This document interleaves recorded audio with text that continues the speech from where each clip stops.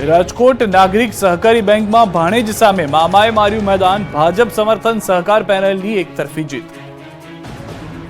28 વર્ષ બાદ યોજાયેલી રાજકોટ નાગરિક સહકારી બેંકની ચૂંટણીમાં ભાણેજ પર મામા ભારે પડ્યા। મામા જૂથનો વિજય થયો, ભાણેજ જૂથનો કારમો પરાજય થયો। રાજકોટ નાગરિક બેંકની ગત રવિવારે યોજાયેલી ચૂંટણીના પરિણામો આવી જતા સત્તાધારી સહકાર પેનલનો જંગી લીડથી વિજય થયો છે। 21 ડિરેક્ટરોની પ્રતિષ્ઠાભરી ચૂંટણીમાં સહકાર પેનલને 6 બેઠકો બિનહરીફ મળ્યા બાદ બાકીની 15 બેઠકો માટે ગત રવિવારે મતદાન યોજાયું, જેમાં સરેરાશ 96.39% મતદાન નોંધાયું। રૈયા સર્કલ પાસે આવેલ નાગરિક બેંક ખાતે પણ મતગણતરી હાથ ધરાઈ, જેમાં મહિલા અનામત બેઠકો ઉપર સહકાર પેનલના બંને મહિલા ઉમેદવારો જ્યોતિબેન ભટ્ટ અને કીર્તિબેન જાદવનો ભવ્ય વિજય થયો। સહકાર પેનલના જ્યોતિબેન ભટ્ટને 320માંથી 290 અને કીર્તિદાબેન જાદવને 286 મત મળ્યા, જ્યારે સંસ્કાર પેનલના દીનાબેન બોઘાણીને માત્ર 38 મત મળતા તેમનો કારમો પરાજય થયો। આ ઉપરાંત અન્ય 13 બેઠકોની મતગણતરીમાં પણ સહકાર પેનલના ઉમેદવારોનો જ્વલંત વિજય થયો અને તમામ 15 બેઠકો ઉપર સહકાર પેનલનો ભવ્ય વિજય થયો, જ્યારે સંસ્કાર પેનલનું ખાતું પણ ખુલ્યું ન હતું। સહકાર પેનલના ઉમેદવારોને રાજકોટ શહેરના 189 મતમાંથી સરેરાશ 150 મત મળ્યા, ત્યારે સંસ્કાર પેનલના એક પણ ઉમેદવારને પૂરા 40 મત પણ મળ્યા નથી। કલ્પક મણિયાર જૂથ ખાસ કંઈ ઉખાડી શક્યું નથી અને મતદારે આ જૂથને જાકારો આપ્યો। તો પરિણામ બાદ જીતેલા ઉમેદવારો એકબીજાનું મોઢું મીઠું કરાવ્યું હતું। તો વિજેતા ઉમેદવાર દેવાંગ માકડે કહ્યું કે રાષ્ટ્રીય સ્વયંસેવક સંઘની વિચારધારાની આ જીત છે। ગુજરાતમાં કાતિલ ઠંડીનો રાઉન્ડ શરૂ, 4 દિવસ કડકડતી ઠંડી પડશે। ગુજરાતમાં જેની આતુરતાપૂર્વક રાહ જોવાઈ રહી હતી તે સમય આવી ગયો છે। ગુજરાતીઓ ધ્રુજવા લાગ્યા છે। લાંબી રાહ જોડાવ્યા બાદ ગુજરાતમાં કાતિલ ઠંડીનો રાઉન્ડ શરૂ થઈ ગયો છે। આખું ગુજરાત ઠંડીની ઝપેટમાં આવી ગયું છે। ગુજરાતના મોટાભાગના શહેરો ટાઢાબોળ થઈ ગયા છે। સવાર સાંજ ગાઢ ધુમ્મસ છવાવા લાગ્યું છે।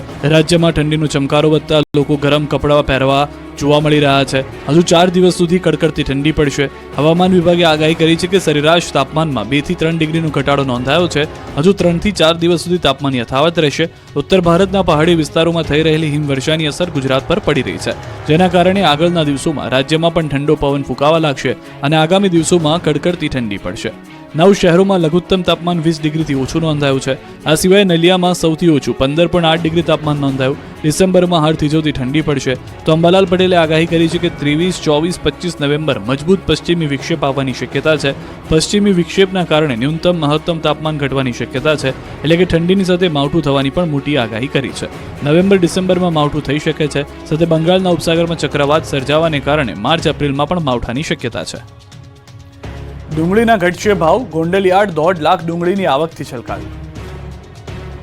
બેકાબુ બનેલા ડુંગળીના ભાવ હવે આવી શકે છે કાબૂમાં। મોંઘી દાટ બનેલી કસ્તુરીના ભાવ હવે ઘટશે, કેમ કે ગોંડલ માર્કેટ યાર્ડમાં ડુંગળીની અધધ આવક નોંધાઈ છે, જેના કારણે યાર્ડની બહાર બંને બાજુ જણસી ભરેલા વાહનોની લાંબી કતાર લાગી ગઈ। મંગળવારે ડુંગળીના 1,20,000 કટ્ટાની આવક થઈ। ગોંડલ માર્કેટ યાર્ડમાં હરાજીની પ્રક્રિયામાં ડુંગળીના એક મણના 200 થી 900 રૂપિયા સુધીનો ભાવ બોલાયો। ખેડૂતોને ડુંગળી પાકના સારા ભાવ પણ મળી રહ્યા છે। સારા ભાવ મળતા મોટી સંખ્યામાં ખેડૂતો ડુંગળી વેચવા આવતા યાર્ડ બહાર 10 કિલોમીટરની લાંબી લાઈનો લાગી। સૌરાષ્ટ્રમાંથી રાજકોટ, પોરબંદર, ભાવનગર, અમરેલી, જૂનાગઢ, મોરબી સહિતના જિલ્લાઓમાંથી ખેડૂતો પોતાનો પાક લઈને આવી રહ્યા છે, ત્યારે મગફળીની 80,000 ગુણીની આવક નોંધાઈ। મગફળીના 800 થી 1200 રૂપિયા સુધીના ભાવ બોલાયા। યાર્ડમાં જણસીઓની બમ્પર આવકને કારણે પગ મૂકવાની પણ જગ્યા નથી। યાર્ડ છલોછલ ભરાતા યાર્ડના સત્તાધીશોએ મગફળી અને ડુંગળીની આવક બંધ કરી છે। મોટા પ્રમાણમાં ડુંગળીની આવક થતાં હાલ ડુંગળીની આવક બંધ કરવામાં આવી છે। જ્યાં સુધી યાર્ડના સત્તાધીશો દ્વારા નવી જાહેરાત કરવામાં ન આવે ત્યાં સુધી બંને જણસીની આવક બંધ કરવામાં આવી છે। કાજુ બદામ કરતાં પણ ઘઉંનું બિયારણ મોંઘું થતાં અરવલ્લીના ખેડૂતો સંકટમાં। રવિ સિઝનની શરૂઆત થતાં અરવલ્લી જિલ્લાના ખેડૂતો મોટા પ્રમાણમાં ઘઉંની વાવણીમાં જોતરાયા છે। દર સિઝનમાં અરવલ્લી જિલ્લામાં રવિ સિઝનમાં સૌથી વધુ 1 લાખ કરતાં વધુ હેક્ટર જમીનમાં ઘઉંનું વાવેતર કરવામાં આવે છે, ત્યારે ચાલુ વર્ષે કાજુ બદામ કરતાં પણ ઘઉંના બિયારણનો ભાવ વધતા ખેડૂતોની હાલત કફોડી થઈ ગઈ છે। ઘઉંના બિયારણનો ભાવ 20 કિલોના 400 રૂપિયા જેટલો વધ્યો છે, જેથી ઘઉંની ખેતી કરવી ખેડૂતોને મોંઘી લાગી રહી છે। ગયા વર્ષની સરખામણીમાં લોકવાન ઘઉંના બિયારણનો ભાવ 1600 હતો, તે વધીને 2000 રૂપિયા પ્રતિ 20 કિલો થયો છે। આ જ રીતે ઘઉંની અલગ અલગ જાતના બિયારણોના ભાવ વધ્યા છે, જેને પગલે ખેડૂતોની ખેતી ખૂબ જ મોંઘી બની છે, જેથી ખેડૂતો પરેશાન છે। બીજી બાજુ ચોમાસા સિઝનમાં ખેડૂતોના ખેતરોમાં પાણી ભરાયા હતા, જેના કારણે જિલ્લાના અનેક ખેડૂતોને લાખો રૂપિયાનું નુકસાન થયું, જેનો સર્વે પણ થયો નથી અને તેનું વળતર પણ મળ્યું નથી। તેવા સંજોગોમાં રવિ સિઝનમાં ખેડૂતોએ ઘઉં પાકની વાવણી કરવા માટે તૈયારી શરૂ કરી છે, ત્યારે ઘઉંના બિયારણનો ભાવ વધતા ખેડૂતોની હાલત કફોડી બની છે। સરકાર દ્વારા વધતા ભાવોને ધ્યાને રાખી ટેકાનો ભાવ જાહેર કરાય તેવી ખેડૂતો માંગ કરી રહ્યા છે। જો સસ્તા ભાવે ઘઉંના બિયારણ નહીં મળે તો લોકોને સિઝનમાં ઘઉંના વધુ ભાવ ચૂકવવા પડશે. ગૃહિણીઓને લીલા લહેર, ઠંડીનો પારો ગગડતા શાકભાજીના ભાવ કડડભૂસ હજુ વધુ સસ્તા થશે. મોંઘવારીના માર વચ્ચે ગૃહિણીઓને રાહત મળે તેવા સમાચાર આવ્યા છે. શિયાળો જામતા જ ગૃહિણીઓને લીલા લહેર છે. ઠંડીનો પારો ગગડતા શાકભાજીના ભાવ પણ કડડભૂસ થઈ ગયા છે. અમદાવાદ સહિત રાજ્યભરમાં શાકભાજીના ભાવમાં આંશિક ઘટાડો થયો. હાલ 1 કિલો શાકભાજીના ભાવ 20 થી 30 રૂપિયાનો ઘટાડો જોવા મળ્યો. હવે માર્કેટમાં લીલા શાકભાજીની આવક વધી છે. બહારના રાજ્યોમાંથી શક્કરિયા, સુરણ, રતાળુ, રીંગણ, વટાણાની આવકમાં વધારો થયો છે. અમદાવાદના એપીએમસી માર્કેટમાં શાકભાજીના રોજના 475 જેટલા વાહનો આવે છે. પહેલા જે આવક 50 થી 60 હજાર ક્વિન્ટલ હતી તે 91,980 ક્વિન્ટલ પહોંચી ગઈ છે. ખેતીવાડી બજાર ઉત્પન્ન સમિતિના મતે હાલ જોઈએ એટલા ભાવ ઓછા નથી થયા, પણ આગામી 15 દિવસમાં ભાવમાં મોટો ઘટાડો જોવા મળશે. શાકભાજીના ભાવ પર નજર કરીએ તો એપીએમસીમાં રીંગણ 120 રૂપિયા પ્રતિ કિલોએ વેચાતા જે 50% ઘટીને હવે 60 રૂપિયા કિલો વેચાઈ રહ્યા છે. ગુવારના ભાવ 160 થી ઘટીને 100 રૂપિયા, કોબીજ 100 રૂપિયા કિલોએ ઘટીને 80 રૂપિયા, ટમાટર 60 રૂપિયા, જ્યારે ફ્લાવરના 120 રૂપિયા ભાવ થઈ ગયા છે. વટાણા, રવૈયા, પાપડી, ટિંડોરાના ભાવમાં પણ ઘટાડો જોવા મળી રહ્યો છે. ધીમે ધીમે શાકભાજીની આવક વધતા અનુમાન છે કે આગામી 15 દિવસમાં શાકભાજીના ભાવમાં 50% ઘટાડો આવી જશે. ખારાગોડાના મીઠા ઉદ્યોગમાં મંદીનો માહોલ, અગરિયાઓ મુશ્કેલીમાં. મીઠાના ઉદ્યોગ પર છવાયા છે મંદીના વાદળ. સુરેન્દ્રનગર જિલ્લામાં આવેલા કચ્છના નાના રણમાં મીઠાનું મબલખ ઉત્પાદન થયું છે, પરંતુ અગરિયા કે વેપારીઓ બંનેમાંથી કોઈને પૂરતા ભાવ ન મળતા મીઠા ઉદ્યોગ મંદીના વમળમાં ફસાયો છે. ધાંગધ્રા, કુડા, ખારાગોડાના રણમાં મોટા પ્રમાણમાં મીઠાનું ઉત્પાદન થાય છે. ચાલુ વર્ષે અંદાજે 20 લાખ મેટ્રિક ટન કરતાં વધુ ઉત્પાદન થાય તેવી શક્યતા છે. જોકે બજારમાં માંગ ઘટતા વેપારીઓ મુશ્કેલીમાં મુકાયા છે. ગત વર્ષે 1 મેટ્રિક ટન મીઠાનો ભાવ 550 થી 700 રૂપિયા સુધીનો હતો. જોકે આ વર્ષે ભાવમાં 200 રૂપિયાનો ઘટાડો થતા અગરિયાઓ માથે આપ ફાટ્યું છે. આ વર્ષે મીઠાના ભાવ 400 થી 450 રૂપિયા જ મળી રહ્યા છે. વૈશ્વિક બજારમાં ઓછી માંગ, રણમાં અગરિયાને પ્રવેશબંધી ભાવમાં ઘટાડા પાછળ જવાબદાર હોવાનું કહેવું છે. પોષણક્ષમ ભાવ ન મળતા અગરિયાઓના પરિવારનું ગુજરાન ચલાવવું પણ મુશ્કેલ બની ગયું છે. ત્યારે સરકાર આ મામલે નક્કર પગલાં લઈ મીઠાના યોગ્ય ભાવ મળે તેવી કાર્યવાહી કરે તેવી માંગ ઉઠી છે. મહત્વનું છે કે સુરેન્દ્રનગર જિલ્લામાં આવેલા કચ્છના નાના રણમાં અંદાજે 15,000 થી વધુ પરિવારો કાળી મજૂરી કરી સફેદ મીઠાનું ઉત્પાદન કરે છે. પણ હાલ તો મીઠાના ભાવમાં કડાકાને લઈને જે અગરિયાઓ કાળી મજૂરી કરી મીઠું પકવી લોકોના ઘરની રસોઈને સ્વાદિષ્ટ બનાવે છે તેમની જિંદગીમાં પણ જાણે ખારાશ ભળી ગઈ છે. દાહોદમાં કેવાયસી માટે લોકોએ રાતથી જ લગાવી લાઈન, આખી રાત ઠર્યા અરજદારો. આ કોઈ બેઘર લોકો નથી, આ કોઈ ભિક્ષુકો કે ગરીબો નથી જે ઘર બહાર વગર રોડ પર સૂઈ રહ્યા છે. પણ આ શરમજનક દ્રશ્યો છે રાશન કાર્ડ કેવાયસીના ધાંધિયાના. તંત્રની પોલ ખુલતી આ તસવીર છે દાહોદની. આખો દિવસ કલાકો સુધી લાઈનમાં ઊભા રહેવા છતાં દાહોદ તાલુકા પંચાયતમાં કેવાયસીના કામ થતા નથી. લોકો કામ ધંધા મૂકીને આખો દિવસ બગાડે છે, લાઈનમાં ઊભા રહે છે, પરંતુ સર્વરના ધાંધિયા અને ઢીલી નીતિના કારણે આધાર કાર્ડ, રાશન કાર્ડ સહિતના કેવાયસીના કામ થતા નથી. જેથી કંટાળેલા લોકોએ દાહોદ તાલુકા પંચાયત ઓફિસની બહાર રાતથી અડીંગો જમાવી દીધો. કેટલાક લોકોએ તો આખી રાત જ કચેરીની બહાર પસાર કરી. 4-5 દિવસથી ધક્કા ખાઈ થાકેલા લોકો ધાબળા લઈને જ અહીં સૂઈ ગયા. આખી રાત ઠંડીમાં ઠર્યા. આધાર, રાશન કાર્ડ સહિતની કેવાયસી માટે રાત્રિથી જ લોકોએ પગરખા મૂકી લાઈનો લગાવી. લોકોએ કહ્યું કે 4-5 દિવસથી ધક્કા ખાઈ રહ્યા છીએ છતાં કામ થતા નથી, ત્યારે લોકોને સારી સુવિધાઓ આપવામાં આવે તેવી માંગ કરાઈ છે. તો દ્વારકાના ખંભાળિયામાં આધાર કાર્ડમાં સુધારા અને કેવાયસી માટે લોકો ધક્કા ખાવા મજબૂર છે. મામલતદાર કચેરીમાં આવેલા આધાર કાર્ડ કેન્દ્ર પર આવતા અરજદારોને ભારે મુશ્કેલી થઈ રહી છે.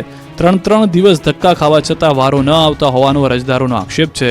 કેન્દ્ર પર ટોકન સિસ્ટમથી કામગીરી થઈ રહી છે, ત્યારે અરજદારોનું કહેવું છે કે રોજ ધક્કા ખાવા છતાં તેમને ટોકન નથી મળી રહ્યા.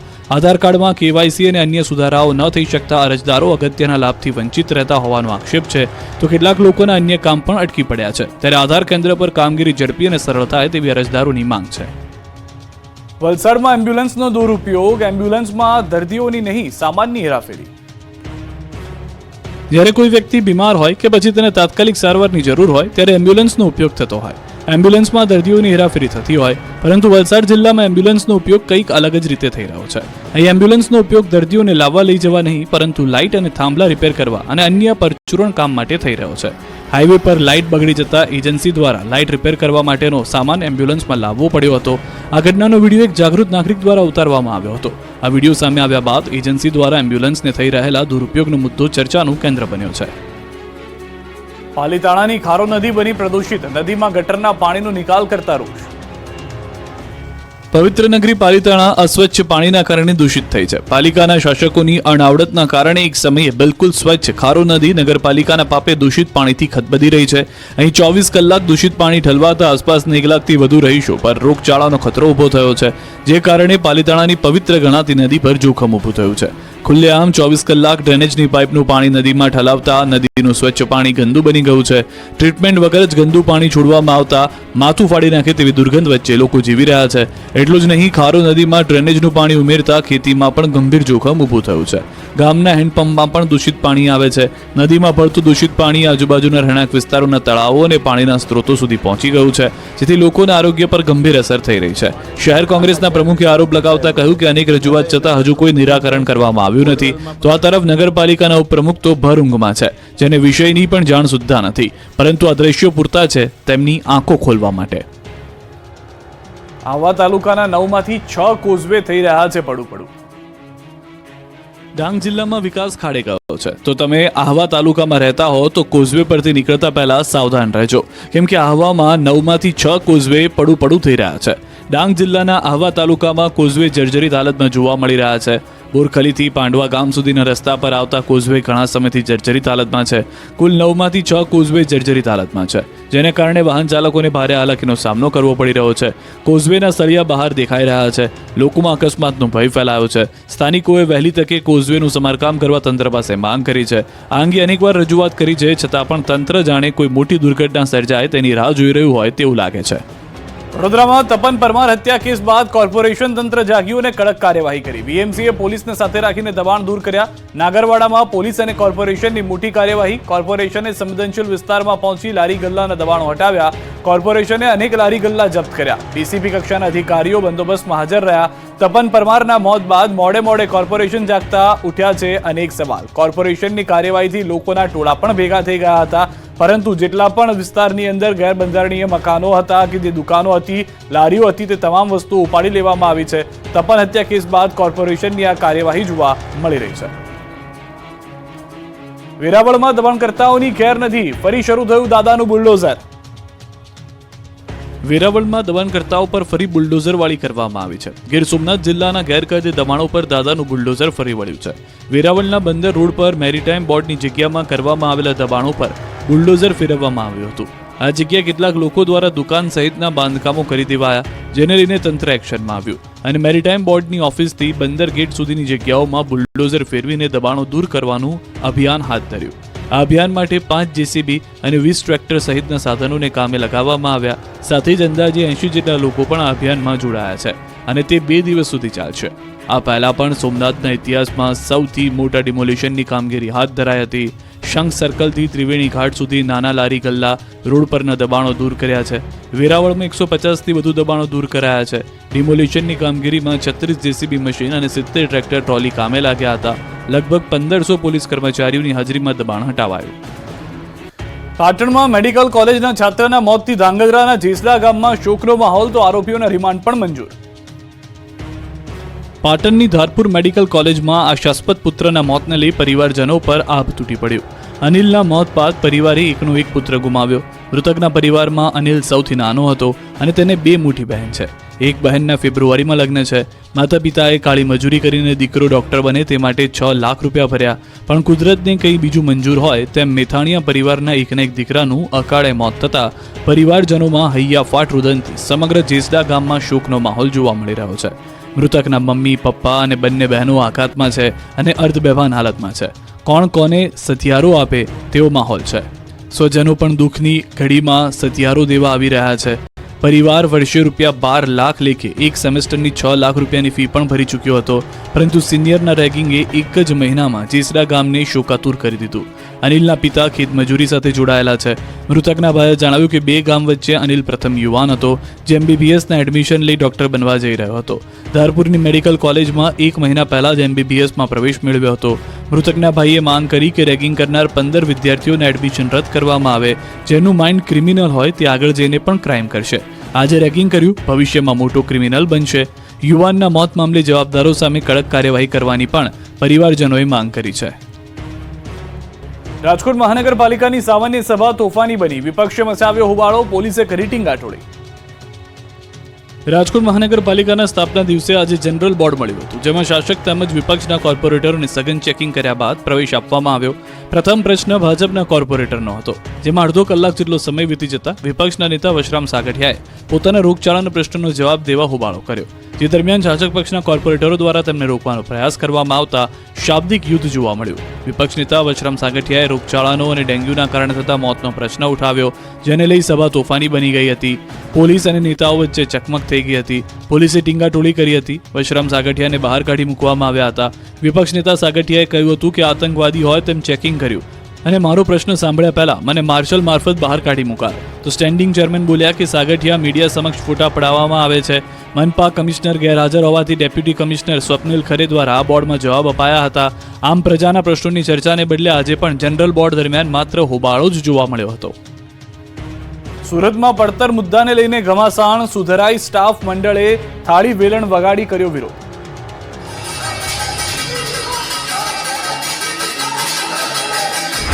કઈ આ રીતે સુરતમાં પાલિકાની ઓફિસ થાળી વેલણના રણકારથી ગુંજી ઉઠી. સુરત પાલિકાના કર્મચારીઓ પડતર પ્રશ્નોની રજૂઆત કરવા માટે પહોંચ્યા. સુરત સુધરાઈ કામદાર સ્ટાફ યુનિયન દ્વારા મહાનગરપાલિકા કચેરીના કમ્પાઉન્ડમાં મોટી સંખ્યામાં કર્મચારીઓએ ભેગા થઈ થાળી વગાડી મનપા ગજવી હતી. પોતાની વાત અધિકારીઓના બહેરા કાન સુધી પહોંચાડવાનો પ્રયાસ કર્યો. અધિકારીની કેબિન બહાર પણ થાળીઓ વગાડી સૂત્રોચ્ચાર કરીને રજૂઆત કરી. તમામ પ્રશ્નોનું નિરાકરણ તાકીદે આવે એવી ભારપૂર્વક રજૂઆત કરવામાં આવી. સુધરાઈ સ્ટાફ મંડળની માંગ છે કે સુરત મહાનગરપાલિકાના વહીવટી કેડરમાં વર્ગ 1, 2, 3માં ફરજ બજાવતા ક્લાર્કને તાકીદે બઢતી આપવામાં આવે તેમજ ₹4200નો ગ્રેડ આપવામાં આવે. આરોગ્ય ખાતામાં ચીફ સેનિટરી ઇન્સ્પેક્ટર તથા સેનિટરી ઇન્સ્પેક્ટરના પ્રમોશન તાકીદે આપવામાં આવે. જે કર્મચારીઓને સસ્પેન્શન હેઠળ મૂકવામાં આવેલા છે તેઓને તાકીદ ફરજ પર લેવા. કર્મચારીઓની માંગ નહીં સ્વીકારે ત્યાં સુધી વિરોધ માટેના વિવિધ કાર્યક્રમો કરવાની ચીમકી આપી છે. દિવાળી પણ જતી રહી છતાં રોડ ખખડધજ રહેતા કોંગ્રેસે વિરોધ કર્યો. ચોમાસું પૂર્ણ થયાને ઘણો સમય વીતી ગયો હોવા છતાં રાજ્યના કેટલાય વિસ્તારોમાં રસ્તાના હાલ બેહાલ છે. કેટલાક વિસ્તારોમાં કોંગ્રેસે બિસ્માર રોડને લઈને વિરોધનો વંટોળ ઉભો કર્યો. મહેસાણાના બેચરાજીમાં બિસ્માર રોડ રસ્તાઓને લઈને કોંગ્રેસનું વિરોધ પ્રદર્શન. આ તરફ અમરેલીમાં કોંગ્રેસે બિસ્માર રોડને લઈને વિવિધ બેનર્સ સાથે વિરોધ કર્યો. ભાવનગરમાં રસ્તાની ધીમી કામગીરીને લઈને લોકોની મુશ્કેલીમાં વધારો થયો. મહેસાણાના બેચરાજીમાં રોડ રસ્તા બિસ્માર મામલે કોંગ્રેસે હલ્લાબોલ કરી વિરોધ પ્રદર્શન કર્યું. છેલ્લા કેટલાય સમયથી રોડ રસ્તામાં મોટા ખાડા પડવાને લઈને વાહન ચાલકોને હાલાકી પડી રહી છે. હાલાકીથી બહુચરાજીના પૂર્વ ધારાસભ્ય ભરતજી ઠાકોર અને સ્થાનિક કોંગ્રેસ કાર્યકરો એકત્ર થઈ બેનરો સાથે વિરોધ કર્યો. બહુચરાજી મામલતદાર કચેરી પાસે રોડ પર બેસી વિરોધ પ્રદર્શન કર્યું. મામલતદારને ત્વરિત આ રોડના સમારકામ થાય તેવી માંગ સાથે આવેદન આપ્યું. તો અમરેલીમાં કોંગ્રેસે બિસ્માર રોડને લઈને વિવિધ બેનર સાથે વિરોધ કર્યો. વડિયા કોંગ્રેસ નેતા, કાર્યકરો અને આગેવાનોને બેનર્સ લઈ ભાજપ વિરોધી નારેબાજી કરી. છેલ્લા 2.5 વર્ષથી વડિયાથી બાટવા દેવળીનો રોડ બિસ્માર હોવાનો કોંગ્રેસ કાર્યકરોએ આક્ષેપ કર્યો. વિરોધ દરમિયાન કોંગી કાર્યકર્તાઓએ જય શ્રીરામના નારા સાથે રામધૂન બોલાવી બિસ્માર રોડ બનાવી આપવા માંગ કરી. ભાવનગર શહેરમાં મુખ્ય 2 પ્રવેશદ્વાર પાસેથી વર્ષોથી રોડ બનાવવાનું કામ ચાલતા લોકો કંટાળી ગયા. નારી ચોકડી તરફ ફ્લાયઓવર બ્રિજનું કામ ધીમી ગતિએ ચાલતા તંત્રની બેદરકારી